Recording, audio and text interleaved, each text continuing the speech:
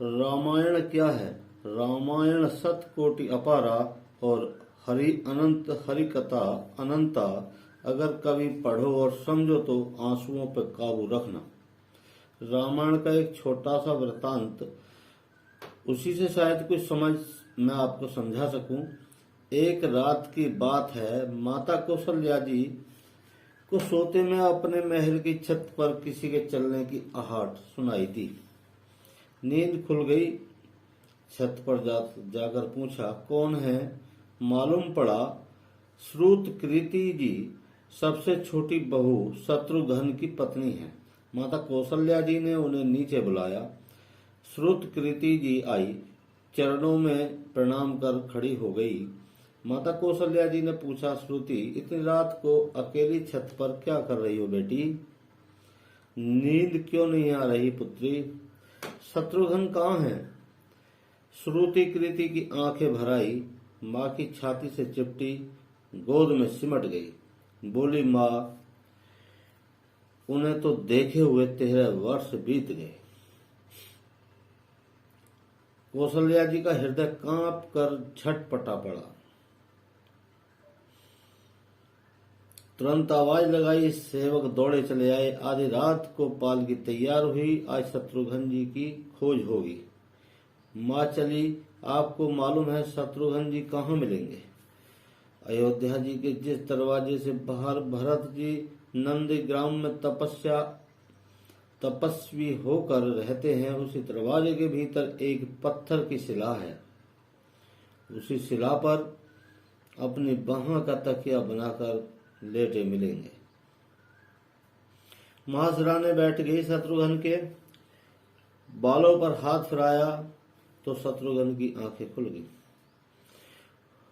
उठे, चरणों में झुककर नतमस्तक होकर प्रणाम किया।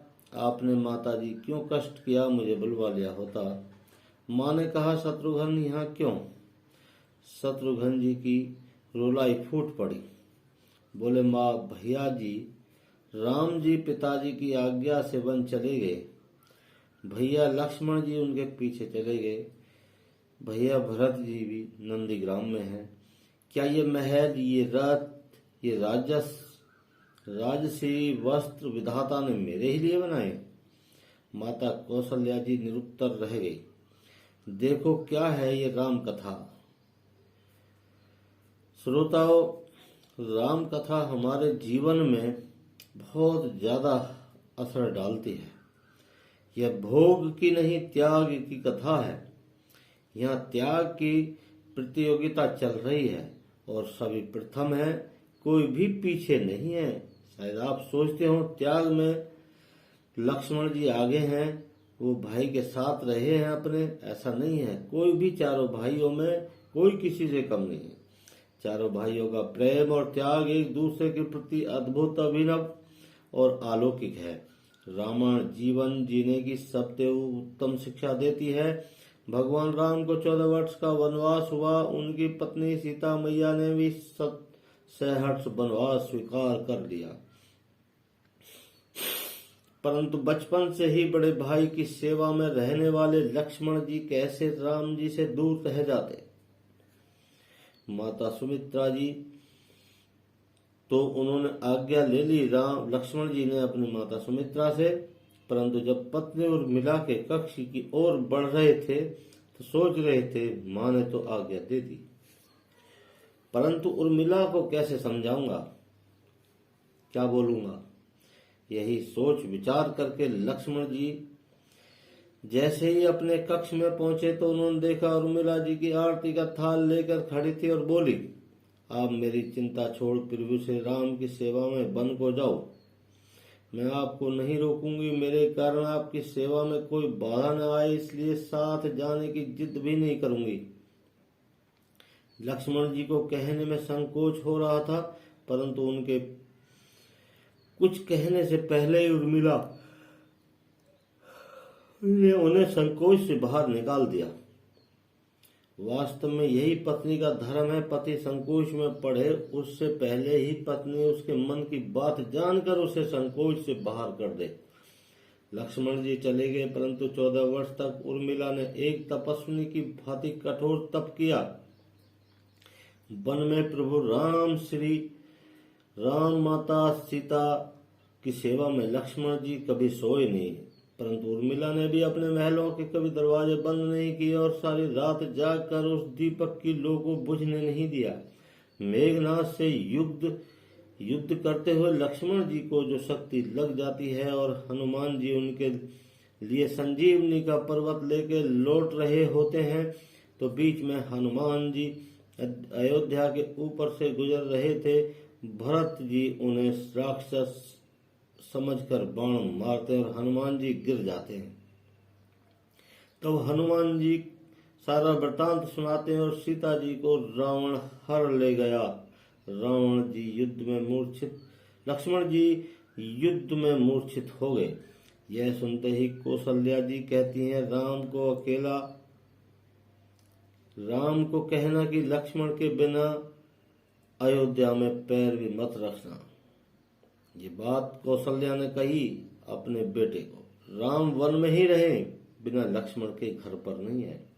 माता सुमित्रा कहती है कि राम से कहना, लक्ष्मण की माता से, लक्ष्मण से कहना कोई बात नहीं, अभी शत्रुघ्न है मेरे पास, मैं उसे भेज दूंगी। मेरे दोनों पुत्र राम सेवा के लिए ही तो जन्मे हैं। माताओं का प्रेम देखकर हनुमान जी की आंखों से अश्रुधारा बह रही थी, परंतु जब उन्होंने उर्मिला जी को देखा तो सोचने लगे, यह क्यों एकदम शांत है और प्रसन्न खड़ी है। लक्ष्मण की पत्नी, क्या इन्हें अपने पति के प्राणों की कोई चिंता नहीं है। हनुमान जी सोचने लगे। हनुमान जी पूछते हैं, देवी आपको प्रसन्नता का क्या कारण है। ये अयोध्या में बात हो रही है रामचंद्र जी के परिवार से। आपके पति के प्राण संकट में सूर्य उदित होते ही सूर्य का कुल दीपक बुझ जाएगा। उर्मिला जी का उत्तर सुनकर तीनों लोगों का कोई भी प्राणी उनकी वंदना किए बिना नहीं रह पाएगा। उर्मिला बोली, मेरा दीपक संकट में नहीं है, वो बुझ ही नहीं सकता। रही सूर्योदय की बात, तो आप चाहे कुछ दिन और अयोध्या में विश्राम कर लीजिए, क्योंकि आपके वहां पहुंचे बिना सूर्य उदित होगा ही नहीं। आपने कहा कि प्रभु श्री राम मेरे पति को अपनी गोद में लेकर बैठे हैं। जो योगेश्वर प्रभु श्री राम की गोदी में लेटा है, काल उसे छू भी नहीं सकता।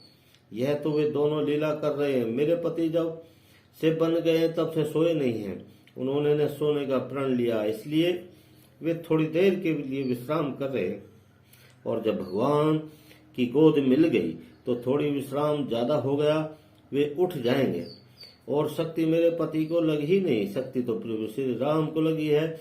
मेरे पति की हर श्वास में राम है, हर धड़कन में राम है, उनके रोम रोम में राम है, उनके खून की बूंद बूंद में राम है, और जब उनके शरीर और आत्मा में ही श्री राम है तो शक्ति राम जी को लगी है, दर्द राम जी को ही हो रहा होगा। इसलिए हनुमान जी आप निश्चिंत होके जाएं, सूर्य उदित नहीं होगा। राम राज्य की नींव जनक जी की बेटियां ही हैं, कभी सीता तो कभी उर्मिला। भगवान राम ने तो केवल राम राज्य का कलश स्थापित किया, परंतु वास्तव में राम राज्य इन सब के प्रेम, त्याग, समर्पण और बलिदान से ही आया है। जिस मनुष्य में प्रेम, त्याग, समर्पण की भावना हो, उस मनुष्य में राम ही बसता है। कभी समय मिले तो अपने वेद, पुराण, गीता, रामायण को पढ़ने में और समझने का प्रयास कीजिए। जीवन को अलग नजरिए से देखने के जीने का सरूर मिलेगा। लक्ष्मण सा भाई हो, कौशल्या माई हो, स्वामी तुम जैसा मेरा रघुराई हो, नगरी हो अयोध्या जैसी, रघुकुल सा घराना हो, चरण हो राघव के जहाँ मेरा ठिकाना हो, त्याग भरत जैसा सीता सी नारी हो, लव कुश जैसी संतान हमारी हो, श्रद्धा के श्रवण जैसी सबरी सी भक्ति हो, हनुमंत जैसी निष्ठा और शक्ति हो। ये रामायण है पुण्य कथा श्री राम की। देखिए पढ़ने लायक है। आपको घर में भी संस्कार आएंगे। हर घर में ऐसी कहानियां सुनानी चाहिए। अगर ये मेरी कहानी जो मैंने सुनाई अच्छी लगी है तो आप इसे शेयर करें, आगे भेजें और मेरे चैनल को सब्सक्राइब करें। नमस्ते, राम राम, जय श्री राम, जय श्री राम, जय श्री राम।